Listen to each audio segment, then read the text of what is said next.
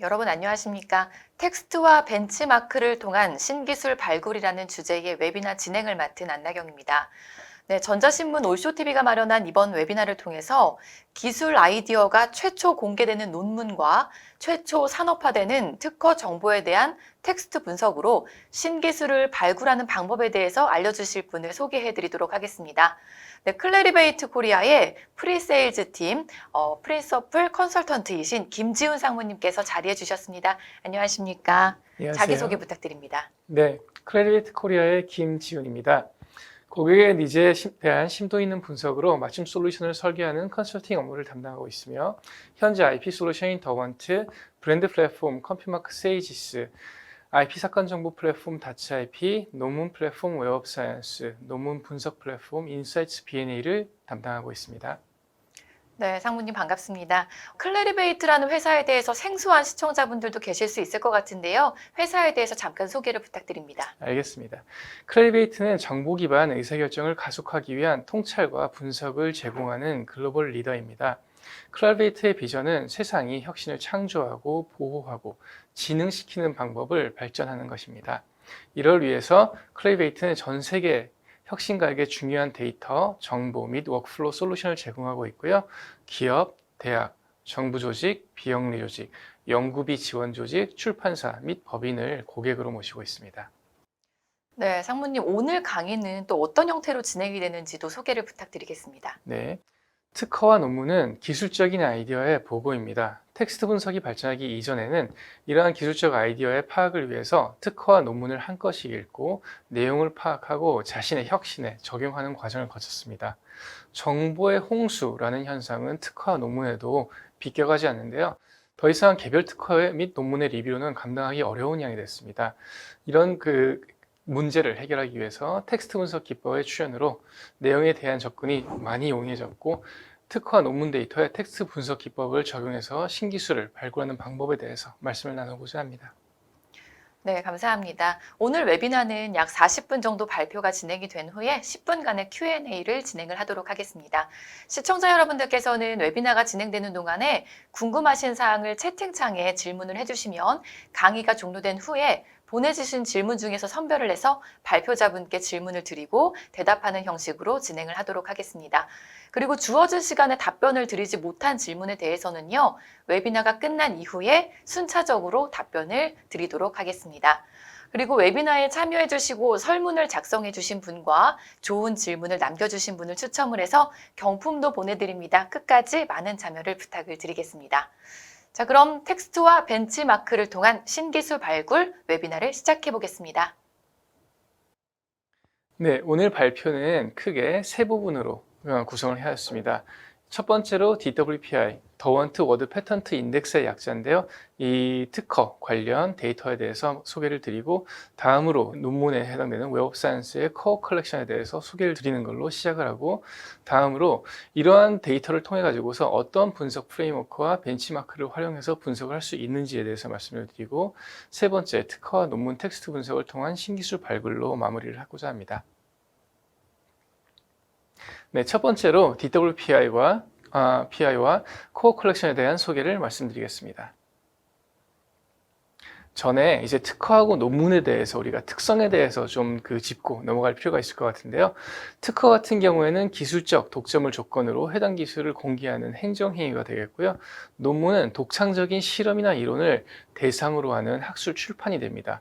이에 따라서 특허 같은 경우에는 독점 대상의 기술의 범위 그리고 기술 공개의 범위가 굉장히 중요해지게 되고요. 논문 같은 경우에는 실험과 이론의 검증 그리고 해당 실험 이론의 효과를 전문위원이 판단을 해서 논문에 이제 출판이 가능한지 가능하지 않은지를 판단을 하고 있습니다. 따라서 전문위원 의 역할이 굉장히 중요하다고 볼 수가 있겠습니다. 그래서 특허에서는 일관된 기술 설명 그리고 정확한 대상 기술의 파악이 무엇보다 중요하게 되겠고요. 논문은 논문에 포함된 논지 그리고 해당 논문의 영향력에 대한 판단이 필요하다고 하겠습니다. 이를 위해서 클래리베이트에서는 특허부터 이제 DWPI, 더원트 워드 패턴트 인덱스라는 데이터를 마련을 했고요. 이거는 DWPI 에디토리얼 보드라고 해가지고서 전문 인력 약 900명을 모시고 그 전문 인력을 활용해가지고서 특허를 일주일에 약 10만 건씩 리뷰를 진행을 합니다. 머신러닝 알고리즘을 통해 가지고서 그 특허를 데이터화시키는 작업을 통해서 기존에 가지고 있던 특허 데이터보다 더 풍부한 내용을 파악할 수 있는 데이터를 제공을 드리고 있습니다. 이러한 그 데이터에 대한 풍부하게 만드는 노력은 DWP의 abstract로 나타낼 수 있겠는데요. 위에 보고 계시는 기존 특허의 abstract가 포함된 기술 설명을 간략하게 진행한 걸 보신다면은 DWP abstract 같은 경우에는 예를 들어서 새로운 구성이라던가 사업상 이용 가능성 그리고 발명이 가지고 있는 효과를 개별적인 데이터를 구성을 한 다음에 각각의 그 데이터를 필드를 별도로 구현을 해서 텍스트 분석에 보다 용이하도록 구성을 하였습니다. 네, 다음으로는 이제 논문인데요. 논문 같은 경우에는 1년에 약 300만 건의 논문이 출판이 되고 있습니다. 이 300만 건의 논문은 42,500종의 저널에 이제 실리게 되고요. 그 저널 같은 경우에는 15,000종 정도의 공개 저널이 있고 또 13,000종 정도의 약탈적 저널이라고 해서 학술 정보의 전파보다는 다른 이 시스템을 악용하는 그런 저널이 있겠습니다.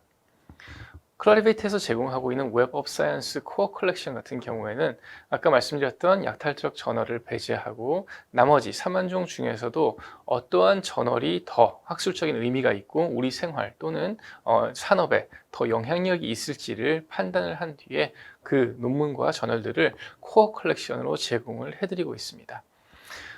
그 웹 오브 사이언스에 대해서 조금 자세하게 말씀을 드리면은 기존에는 과학과 관련된 논문만 취급을 했다고 한다면은 이제 근대로 들어올수록 예를 들어서 소셜 사이언스, 아츠 앤 히스토리 같이 인문학하고 사회학까지 아우르는 그런 정보를 제공을 드리고 있습니다. 네, 다음으로는 분석 프레임워크와 벤치마크에 대해서 말씀드리겠습니다. 네.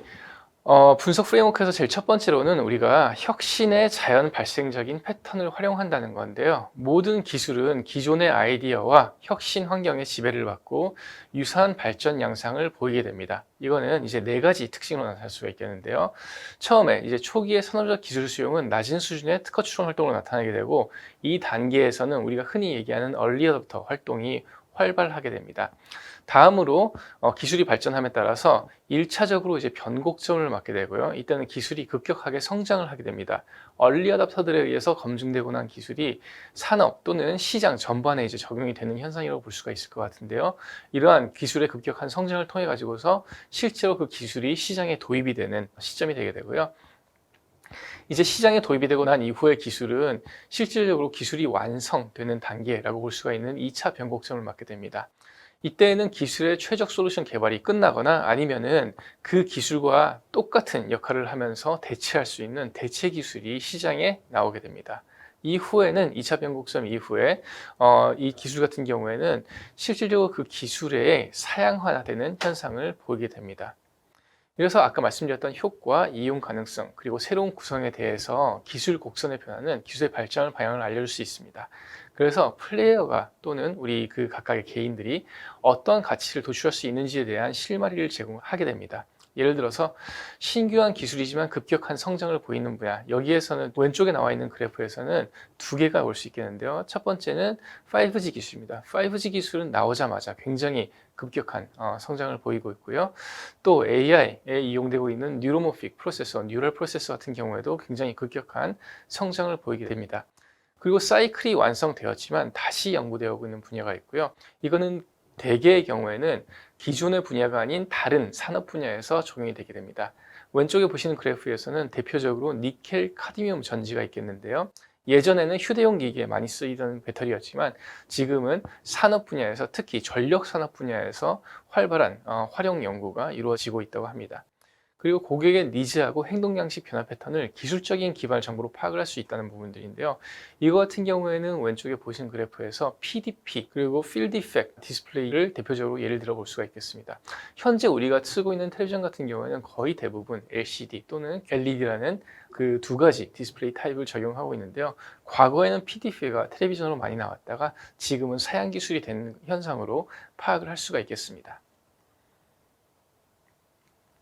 네, 클러리베이트 기술 분석 프레임워크에 대해서 말씀을 드리겠습니다. 이 프레임워크는 크게 아까 말씀드렸던 3개의 데이터를 활용을 하게 되는데요. 발명의 새로운 구성, 왼쪽에서 보여드리고 있는 예시 같은 경우에는 컨트롤러라고 해가지고서 전기, 회로에 대해서 말씀을 드리고 있습니다. 이 발명의 사업적 이용 가능성이 있는 분야는 하이브리드 전기자동차 쪽이 되겠고요. 다음으로는 이 발명의 효과 같은 경우에는 실제로 우리가 배터리를 충전을 할 때 과도한 열로부터 배터리를 보호해주는 그런 컨트롤러가 되겠습니다. 이런 식으로 정리가 된 데이터가 2000년 이후의 데이터를 보게 되면 3,100여만 건의 데이터가 있고요. 그 데이터를 개별 데이터에 대해 아이디어에 대해 가지고서 중요도를 정량화를 할 수 있습니다. 이 정량화에 사용되는 요소 같은 경우에는 영향력, 글로벌화, 성공, 그리고 확장성이 되겠는데요. 영향력은 특허에서 말하고 있는 인용, 글로벌화 같은 경우에는 출원 개국수, 성공은 등록 특허 여부, 다음으로 확장성 같은 경우에는 사업적 이용 분야가 어느 정도 이제 넓은지에 대해서 말씀을 드릴 수가 있겠습니다.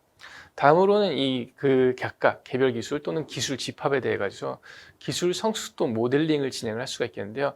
이런 기술 성숙도 모델링은 기존에는 특허 데이터 내에서만 활발하게 이루어지고 있었습니다. 하지만 특허 데이터 및 그리고 특허 데이터 외의 정보를 활용해서 더 정확한 기술 성숙도 모델링을 할 수 있다고 생각이 됩니다.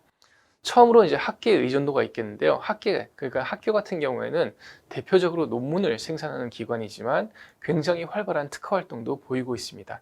그래서 학계의 의존도, 학계에서 나오는 특허의 수가 많다는 것은 해당 기술이 아직 성숙하지 않은 분야다라는 걸 반증하는 것으로 볼 수가 있겠고요. 다음으로 이제 글로벌 소송의 경우에는 소송 활동은 기술이 개발이 되고 나서 시장에 도입이 되고 그 시장에서 여러 그 단체의 이익 단체들이 있을 때 소송 활동이 활발해지게 됩니다. 따라서 글로벌 소송 동향이 활발하다고 하는 것은 시장이 성숙 단계에 접어들어 있다는 것을 의미할 수 있습니다. 다음으로는 모델 기반 발전 예측일 텐데요. 모델에 기반해서 발전 예측은 아까 말씀드린 그런 혁신 S커브를 활용해서 어느 정도 수준에 와 있는지 기술이 어느 정도로 성숙을 했는지 판단을 할 수가 있겠습니다. 다음으로는 주로 출원인 동향이 있겠는데요. 주로 출원인 동향 같은 경우에는 실질적으로 산업이 성숙을 하게 되면 주로 출원인에 의한 시장의 기술 발전이 두드러지게 됩니다. 그래서 주요 출원인이 시장을 리드하고 있는지 아니면 시장을 리드하고 있지 못한지에 따라 가지고서 기술 성숙도를 판단할 수가 있겠고요. 출원 동향은 아까 보신 것처럼 처음에 이제 기술이 소개가 될 때는 적게 나오다가 기술이 시장에 도입이 될 때는 많이 나오고 다음으로 다시 사용화될 때는 적게 나오는 현상을 나타내고 있기 때문에 이러한 출원 동향을 통해서도 성숙도를 파악을 할 수 있습니다.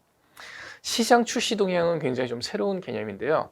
특허에 포함된 기술이 시장에 출시가 될 때에는 거기에 상응하는 상표를 출원을 하게 됩니다. 따라서 상표의 활동을 통해서도 기술의 성숙도를 판단할 수 있다고 생각이 됩니다. 네, 이상 6개 같은 경우에는 개별 이 제공하고 있는 정보 그리고 인사이트도 물론 중요하겠지만 6개 동향을 종합해서 하는 기술 성숙도로 더 정확한 기술 성숙도를 판단할 수 있다고 생각이 됩니다. 네, 이러한 스터디 모델 같은 경우에는 개념적으로 봤을 때는 다음 아래 7개 그 단계가 있을 텐데요. 처음에는 어떤 현상을 발견을 하게 되고 그 발견된 현상에 대해서 가정을 세우고 그 세운 가정을 데이터 조사, 특허와 논문 조사를 통해서 데이터를 확보를 한 다음에 분석을 통해서 인사이트를 뽑게 됩니다. 이렇게 뽑혀진 인사이트 같은 경우에는 우리랑 이익을 같이 또는 같은 관심을 가지고 있는 집단으로 공유가 되게 되고요. 만약에 회사라면은 회사 내부의 각각의 부서들하고 공유를 할 수 있겠죠. 이렇게 공유된 인사이트는 향후의 전략 수립에 활용되게 됩니다. 네, 다음으로는 벤치마크에 대해서 말씀드리겠습니다. 벤치마크 같은 경우에는 특허와 논문의 벤치마크가 둘 다 있고 두 개는 상당히 다른 벤치마크 도출 방법을 따르게 됩니다. 이 벤치마크가 필요한 이유는 특허하고 논문은 그 자체로 절대적인 가치 또는 절대적인 중요도 이런 것들을 판단할 수가 없기 때문에 이 벤치마크를 통해 가지고서 이 정도 되는 특허라면은 중요하겠구나. 이 정도는 상대적으로 중요성이 떨어지겠구나 라고 이렇게 판단할 수가 있는 지표가 되는데요. 클라리베이트에서는 더원트 스트렝스 인덱스를 제공을 해드리고 있고 이 더원 스트렝스 인덱스는 특허의 강도 그리고 중요도에 영향을 줄 수 있는 인자를 개별 특허 기반으로 평가를 하게 됩니다. 이렇게 개별로 평가된 DSI 스코어 같은 경우에는 단체로 취합돼서 예를 들어서 회사를 중심으로 취합이 되면 그 회사의 그 중요도 수준, 그리고 기술로 취합이 되면 해당 기술의 중요도 수준을 나타내게 됩니다. 각 강도는 강도 모델을 하고 그리고 아래 인자를 이용해서 구성이 되게 되는데요. 특허의 인자는 4개가 중요하다고 볼 수가 있겠습니다. 첫 번째는 인용 빈도가 되겠는데요. 인용이라는 것은 심사관이 이전의 특허를 활용을 해서 지금 심사하고 있는 특허가 특허를 받을 수 있는지 없는지 판단을 할 때 인용을 하게 됩니다. 그런 인용 같은 경우에는 내 특허 또는 우리 회사의 특허가 나온 다음에 이후에 나오는 특허에 대한 영향력을 판단하는 기준으로 활용이 됩니다. 다음으로는 출원 국가가 될 텐데요. 예를 들어서 어떤 기술이 특허가 됐다라고 한다면 이 기술을 특허로 내서 보호받을 수 있는 데는 그 나라뿐입니다. 예를 들어서 한국에서 특허를 내면 한국에서 보호를 받게 되고 이걸 미국 시장에서 보호를 받기 위해서는 한국 특허하고 미국 특허를 동시에 출원을 해야 됩니다. 그래서 출원 국가 개국수는 해당 기술을 그 회사가 어느 정도 시장을 보호를 하려는지 그 출원인의 의식적인 비용 그리고 투자 성향을 볼 수가 있기 때문에 많은 개국수에 출원이 됐다라고 한다면 상대적으로 그 특허의 중요도가 올라간다고 볼 수가 있겠습니다. 그래서 출원 국가는 투자에 대한 지표로 활용을 될 수가 있겠고요. 등록 특허 같은 경우에는 특허 출원이 어느 나라에 됐을 때 그 특허를 등록을 시켜준다는 것은 그 나라의 전체적인 산업에서 그 기술이 필요성이 있다라고 인정을 받는 부분이 있고요. 다음으로는 이 등록 특허를 통해 가지고서 시장 보호를 받을 수가 있는 법적인 안정성을 갖다 확보를 하게 됩니다. 따라서 등록 특허는 우리가 기술을 갖다가 그 시장에다 출원을 했고 그 기술이 법적으로 보호받는 데 성공했다라는 성공 지표로 활용을 할 수가 있겠습니다. 기술 확장성 같은 경우에는 적용 가능한 산업 분야, 예를 들면은 배터리 같은 경우에는 휴대폰하고 자동차에 동시에 쓰이고 있습니다. 이런 식으로 하나의 산업보다는 얼마나 더 많은 산업 분야에 해당 기술을 적용할 수 있는지에 따라서 확장성에 대한 지표를 산출을 할 수 있습니다. 여기에서 인용 빈도 그리고 등록 같은 경우에는 시간을 이용하는 그런 지표들이기 때문에 시간에 기반해서 가점 및 비중을 적정히 활용하는 부분도 굉장히 중요하겠고요. 요 그 웨이트에 대한 활용으로 시간에 대한 왜곡을 방지하고 있습니다. 다음으로는 논문 벤치마크에 대해서 말씀을 드리겠습니다. 논문의 벤치마크는 해당 논문을 기술 분야와 독립적으로 객관화해서 판단하기 위한 기준으로 작동을 하게 됩니다. 예를 들면은 의학 분야에서 나오는 논문 그리고 공학 분야에서 나오는 논문 같은 수의 사이테이션을 그러니까 인용을 받는다고 하더라도 이 인용이 절대적인 숫자가 어느 정도로 이 논문에 대한 임팩트를 나타내는지 판단하기 어려운 면이 있습니다. 그래서 의학 분야에서 나오는 논문 같은 경우는 의학 분야 내에서 한번 판단을 하고 그 다음에 공학 분야에서 나오는 논문은 공학 분야 내에서 한번 판단을 한 다음에 기술 분야, 의학 분야 및 공학 분야를 서로 비교를 할 수 있도록 카테고리별로 정규화를 시키고 그 정규화된 사이테이션 임팩트를 같이 비교를 할 수 있는 CNCI 그 인덱스를 제공을 해드리고 있습니다. 네, 다음으로는 특허와 논문 텍스트 분석을 통한 신기술 발굴에 대해서 말씀을 드리겠습니다. 네, 특허에 대한 텍스트 분석 같은 경우에는 아까 말씀드렸던 DWPI 앱스트랙트 중 효과, 새로운 구성, 이용 가능성 중심으로 텍스트 분석을 진행을 하게 되고요. 그 다음에 텍스트 분석의 1차 결과물은 직관적으로 이해가 가능합니다. 예를 들어 가지고서 아주 빈번하게 우리가 전기자동차 분야에 대해서 분석한 결과를 오른쪽으로 보여드리고 있는데 아주 빈번하게 우리가 언급을 하는 그 키워드 단어 같은 경우가 당연하게도 굉장히 많은 빈도를 보일 수밖에 없습니다.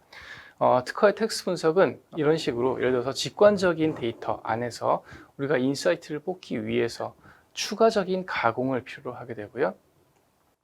그 가공의 과정에서 실제로 전기 자동차 분야에서의 전문적인 지식이 필요할 수도 있습니다.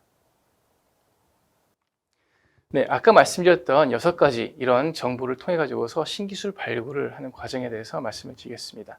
이런 신기술 발굴 같은 경우에는 특허의 수라든가 학계의 의존도, 그리고 모델 기반 발전 예측, 주요 출원인 동향, 그리고 시장 출시 동향, 및 글로벌 소송 동향을 개별적으로 이제 분석을 할 수도 있겠지만 개별 분석된 결과가 서로 다른 요소들에게 영향을 미치는 경우가 많이 발생을 하고 있습니다. 그래서 반복적으로 특허의 수를 분석을 한 다음에 학계의 의존도 및 나머지 요소들을 다시 분석을 해서 특허의 수하고 비교를 해서 기술의 성숙도에 대한 판단을 조절을 할 수가 있습니다. 아래 같은 경우에는 아까 말씀드렸던 새로운 구성, 그리고 효과, 그리고 사업상 이용 가능성 중에서 효과에 대해서 정의를 한 부분인데요. 전기 자동차, 1번을 가장 오래된 기술, 그리고 10번을 가장 최신의 기술이라고 본다고 한다면은 기술 성숙도가 번호가 올라가면서 낮아진다고 보실 수가 있겠고요.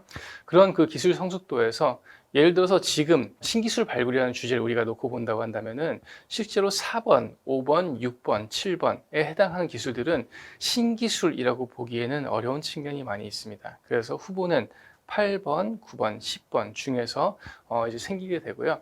실제로 8번, 9번, 10번도 굉장히 이제 그 우리가 흔히 얘기하는 사업상 이용 가능성, 사업에 적용이 될 때까지의 기간이 어느 정도 걸릴 거냐라고 지금 판단을 하게 되면 굉장히 넓은 스펙트럼을 가지고 있습니다. 그래서 당장 예를 들어서 내년에라도 적용할 수 있는 기술이 있는가 하면은 앞으로 5년 또는 7년 이런 식으로 미래를 보면서 준비를 해야 되는 기술들이 있을 수가 있겠습니다. 오늘은 분석 예시로 차징, 전기자동차 충전에 대해서 말씀을 드리도록 하겠습니다. 실제로 아까 위에 보셨던 그런 키워드 토픽들을 차징으로 이제 정리를 한 다음에 차징에서도 실제로 우리가 차징 기술을 개발을 해서 어떤 종류의 효과를 얻을 수가 있는지에 대해서 이제 분석을 진행할 수가 있겠고요. 이렇게 분석된 꼭지들이 오른쪽 차트에 보시는 것처럼 나와 있게 되겠습니다. 제일 위에 나와 있는 코스트부터 시작해 가지고서 안전, 세이프티, 그리고 속도, 스피드, 릴라이빌리티 이런 식으로 쭉 나오게 되는데요. 그 차징, 그 개별 기술만 보더라도 아까 말씀드렸던 그런 그 지금 스펙트럼이 보인다라고 말씀을 드릴 수가 있는 부분 같은 경우에는 실제로 코스트 같은 경우가 가장 지금 현재 연구가 활발히 많이 진행이 되고 있고 많은 문제가 이제 그 풀리고 있는 부분들이 있습니다. 여전히 이제 그 전기 자동차에 들어가는 배터리 팩의 가격은 높은 편이지만 과거에 대비해서 이제 많이 효율화가 됐고 또 앞으로도 그 발전할 가능성이 있다라는 것을 보여주고 있고요. 지금 안전, 속도, 그리고 릴라이빌리티, 그 신뢰성, 그리고 에너지 이피션시, 효율성 이런 부분들이 까만색으로 표시가 되어 있는데요. 이거는 뭐냐면은 코스트만큼, 그러니까 비용만큼 활발한 연구가 진행이 되고 있지는 않지만 그 다음으로 지금 연구가 되고 있는 분야로 실질적으로 그 주목할 만한 연구가 이제 이루어져 있고 그 다음에 시장 도입도 활발하게 진행이 되고 있다는 것을 보여주고 있고요. 다음으로 녹색으로 표시된 그 서멀 매니지먼트 열 관리부터 시작해 가지고서 마지막으로 이제 웨이트까지 보게 되면은 상대적으로 혁신 활동 논문하고 특허의 양이 좀 그 적은 걸 보실 수가 있겠습니다. 이건 이제 특허 데이터인데요. 특허 양이 적은 걸 보실 수가 있겠는데요. 이거 같은 경우에는 지금 필요는 한데 상대적으로 다른 거에 비해서 연구돼야 될 주제 또는 문제들이 더 많이 남아 있다는 걸 의미할 수가 있습니다. 마지막으로 회색으로 표시된 배터리 용량이라든가 예를 들어서 강도 그리고 충전 시간 이 같은 경우에는 상대적으로 이제 적은 그 특허 수를 볼 수가 있겠는데요.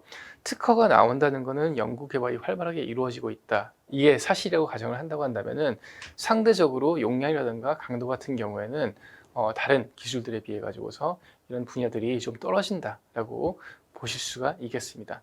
그래서 이렇게 효과에 대해서 구성을 분석하고 파악을 하게 되면은 나타날 수 있는 이점이 어떤 것들이 있냐 하면은 실질적으로 비용을 줄이기 위한 기술들이 굉장히 이제 여러 개가 있을 수가 있죠.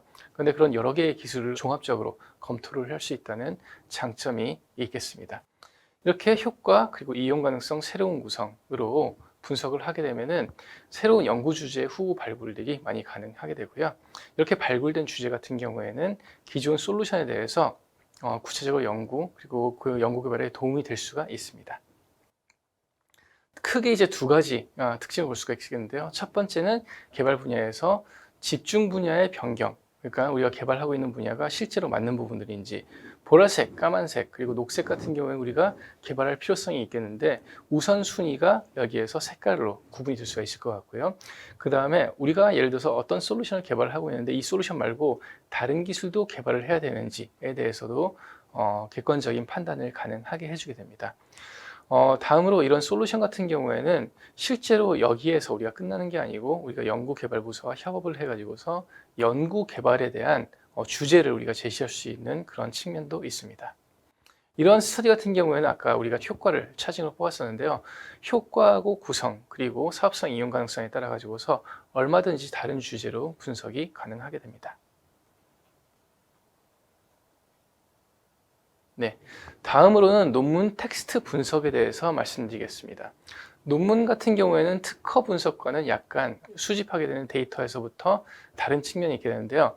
특허 같은 경우에는 보게 되면은 키워드를 통해 가지고서 데이터 세트를 굉장히 깔끔하게 뽑아낼 수 있는 그런 데이터를 많은 기관에서 제공을 하고 있습니다. 그래서 우리가 키워드를 알고 있으면, 기술에 대한 키워드를 알고 있으면은 특허 데이터를 뽑는 거는 굉장히 용이하게 되는데요. 논문 같은 경우에는 이런 키워드 베이스로 검색을 할 수도 있겠지만 전부 다 뽑기가 굉장히 어려운 측면이 있습니다. 그렇기 때문에 처음으로 왼쪽에 보시는 키워드로 우리가 한 번 더 검색을 하고 거기에서 연결되는 인용 관계에 대한 분석을 오른쪽과 같이 실시해 가지고서 이런 텍스트 분석을 진행을 할 수가 있겠습니다. 실제로 논문 같은 경우에는 인용을 이용하기 때문에 우리랑 직접적으로 관련된 기술의 논문이 포함될 수도 있고 간접적으로 연결된 논문이 포함될 수도 있겠습니다. 흔히 우리가 간접적으로 연결된 논문 같은 경우에는 기술 분야와 관련도가 많이 떨어진다라고 하면은 노이즈라고 생각하기가 쉽겠지만 논문 같은 경우에는 노이즈라고 우리가 판단할 수 있는 경계가 굉장히 특허와 대비해 가지고서 희미하다고 볼 수가 있겠습니다. 따라서 이런 네트워크 분석을 통해 가지고서 어떤 기술 토픽에 대해서 집중을 하고 그 기술 토픽과 연결된 다른 기술들이 어떤 게 있는지를 파악하는 것도 굉장히 중요하다고 볼 수가 있겠습니다. 네, 예를 들어서 안전이라고 하게 되면은 여기 가운데 요 세이프티가 있겠는데요. 요 세이프티와 관련된 기술들이 굉장히 여러 개인 걸 보실 수가 있겠는데요. 리튬 이온 배터리나 아니면 퍼포먼스 같이 굉장히 개념적인 키워드부터 시작해 가지고서 실제로 예를 들어서 인터널 숏 서킷이라든가 서멀 런어웨이라든가 이런 식으로 구체적인 기술까지 같이 우리가 파악을 할 수가 있겠습니다. 네, 다음으로 이제 에너지 이피션시 같이 굉장히 좀 간단하게 퍼포먼스하고 옵티마이제이션과 연결이 되어 있는 이런 기술들도 볼 수가 있겠는데요.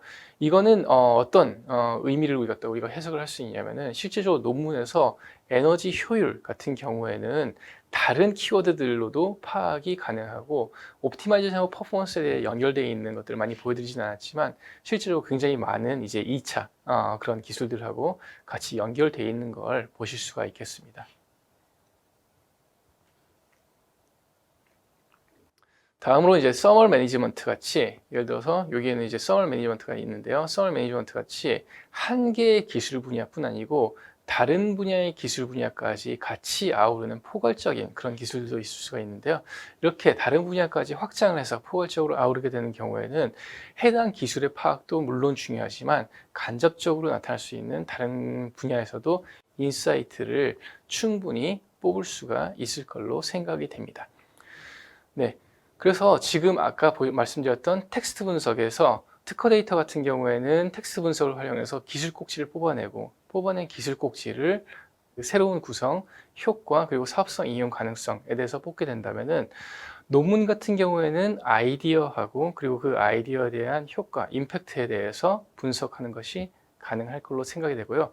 아까 말씀드렸던 학술 계열을 망라하는 CNCL 같은 경우에도 개별적인 예를 들어서 기술을 기준으로 해가지고서 CNCL을 구한 후에 각각 개별 기술에 대해서 벤치마크를 비교 분석해서 어떤 그 기술부터 이제 우선순위를 정할지에 대한 인사이트를 얻을 수 있습니다. 네.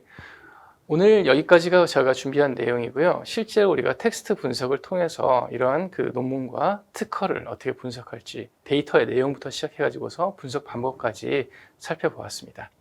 네, 발표자이신 상무님 강의 잘 들었습니다. 감사합니다. 네, 감사합니다. 상무님께서 강의를 해주시는 동안에 시청자분들의 반응이 굉장히 뜨거웠습니다. 질문도 상당히 많이 쏟아졌는데요. 시청자분들께서 주신 소중한 질문 중에 몇 개를 골라봤습니다. 질문 드려보도록 하겠습니다. 네, 첫 번째 질문인데요. 텍스트 분석은 특허와 논문을 분석하기 위한 고유의 알고리즘인가요? 라는 질문이 올라왔습니다. 답변 부탁드리겠습니다. 네.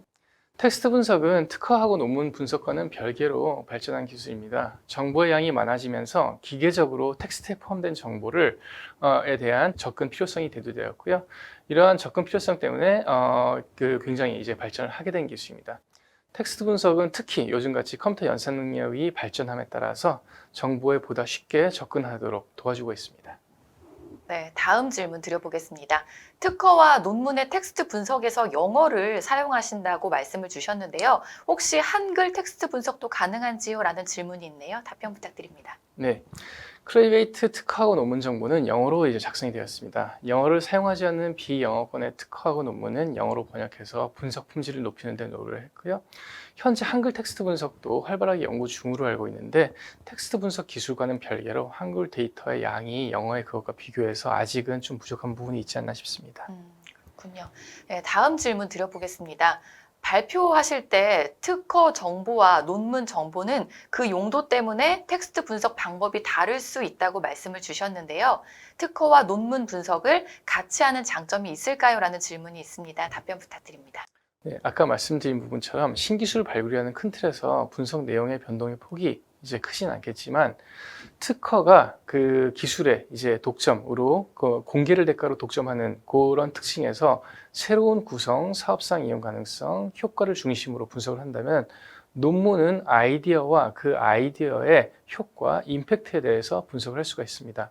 그래서 특허하고 논문 같은 경우에는 겹치는 부분이 클 걸로 생각이 되고 이 두 개의 분석을 동시에 이제 진행함으로써 이런 분석 결과를 의사 반영을 할 때 조금 더 이제 자신감을 가질 수 있지 않을까 생각이 됩니다. 네, 다음 질문을 제가 또 선별해서 드려보도록 하겠습니다. 네, 논문 및 특허에 대한 분석 후 해당 기술이 신기술인지 아닌지에 대한 판단 방법은 무엇인가요? 실제 해당 기술이 상용화가 된 사례가 있는지 궁금합니다라고 남겨주셨는데요. 답변 부탁드릴게요. 네, 논문하고 특허에 대한 분석이 진행이 되고 나면은 아까 특허에서 보신 것처럼 효과 부분이 많이 강조가 되게 됩니다. 그래서 거기에서 나오는 효과에서 또 세부 기술, 새로운 구성으로 우리가 신기술인지 아닌지에 대해서 판단을 하게 되고요. 해당 기술에 대해서 말씀드렸던 그 혁신 커브에 대해서 실제로 이 기술들이 처음에 이제 아까 말씀드렸던 1번 단계에서 얼리 어답터 단계에서 우리가 판단을 하기는 좀 어려운 감이 있고요. 기술의 급격한 증가가 있는지 없는지에 판단을 해서 이게 신기술일 가능성이 있다 없다라고 우리가 판단을 할 수가 있겠습니다. 그래서 100% 이게 신기술이다 아니다라고 말씀을 드리긴 어렵지만 신기술에 대한 후보 발굴이라고 조금 이해해 주시면 될 것 같습니다. 네, 답변 감사드리고요. 다음 질문 드려보겠습니다. 논문 텍스트 정보와 특허 출원, 등록 정보도 지원이 가능한지요? 텍스트와 벤치마크를 통한 신기술 발굴을 클래리베이트를 통해서 얼마나 산출한 사례가 있나요? 라는 질문이 올라왔는데요. 답변 부탁드립니다. 네, 논문 텍스트 정보 같은 경우에는 원문을 말씀하시는 것 같은데요. 아직까지는 원문에 대한 접근이 저희가 용이하지 않은 점이 있습니다. 그래서 그 부분 같은 경우에는 저희가 논문의 내용을 파악할 수 있는 그 텍스트를 갖다가 마련을 했고 앱스트랙터와 같이 이제 지금 활용하고 있는 그런 부분이 있고요. 그리고 특허, 출원 등록 정보의 경우에는 우리 그 아까 말씀드렸던 DWPI가 소속해 있는 더원트 브랜드에서 제공을 드리고 있습니다. 네, 답변 감사드리겠습니다. 네, 그리고 마지막 질문 드려볼게요. 네. 즉시 공개되는 논문과 달리 특허의 경우는 공개되는데 1년 반이 걸립니다. 추출되는 단어의 타이밍이 다를 것으로 생각이 되는데 논문과 특허가 같은 경향을 보이는지 아니면 시차로 인한 차이가 있는지 궁금합니다라고 남겨주셨는데요. 답변 네, 부탁드립니다. 네, 좋은 질문 감사드립니다. 이거 같은 경우에는 정말로 많은 이 기업에서 우리가 분석을 진행할 때 이런 특허에서 1년 반에 그 공개가 되지 않는 기간이 문제가 되고 있습니다. 최신의 기술을 우리가 파악을 할 수가 없기 때문에 논문으로 접근을 하는 경향이 많이 있겠고요. 그 다음에 이 논문 같은 경우에는 실질적으로 특허보다 선행적으로 기술이 발표가 된다고 보실 수도 있을 것 같은데요. 기업에서는 특허를 확보하기 위해서 논문을 나중에 내는 경우가 있지만 학계에서는 논문이 중요하기 때문에 논문에 포함된 아이디어가 특허로 다듬어지는 현상이 많이 있게 됩니다. 여기에서 특허 같은 경우에는 선행기술이라는 개념이 있기 때문에 논문에 포함된 아이디어가 그대로 특허로 온다고 보기는 어렵겠지만 많은 아이디어가 논문이 선행된다라고 그 일반적으로 우리가 그 파악을 하고 있고요. 그렇기 때문에 실제로 1년 반의 기간을 논문으로 커버를 할 수가 있겠는데요. 이럴 때에는 논문에 그 해당되는 기간이 아니고 약간 더 그 기간을 앞으로 넓혀가지고서 분석을 하면은 그런 갭을 채울 수 있을 걸로 생각이 됩니다. 네, 답변 감사드리겠습니다. 네, 저희가 방송 후에는요, 설문에 참여해주신 분과 그리고 좋은 질문을 남겨주신 분을 추첨을 해서 경품을 보내드리도록 하겠습니다. 상무님, 오늘 끝으로 웨비나 진행 소감을 부탁드리겠습니다. 네, 오늘 텍스트 분석을 특허와 논문에 적용하는 방법에 대해서 말씀을 나눴는데요. 이런 분석은 기술이 발전하면서 우리 생활하고 업무에 많이 도입이 될 걸로 예상이 되고 도움이 될 걸로 예상이 됩니다. 중요한 의사결정에 필요한 통찰을 텍스트 분석, 활용한 특허 및 논문 분석으로 얻으셨으면 좋겠습니다. 감사합니다. 네, 감사합니다. 네, 이상으로 전자신문 올쇼TV가 마련한 텍스트와 벤치마크를 통한 신기술 발굴 웨비나를 모두 마치도록 하겠습니다. 올쇼TV는 또 다른 웨비나 방송으로 시청자 여러분들을 찾아뵙도록 하겠습니다. 지금까지 함께해 주신 시청자 여러분 고맙습니다.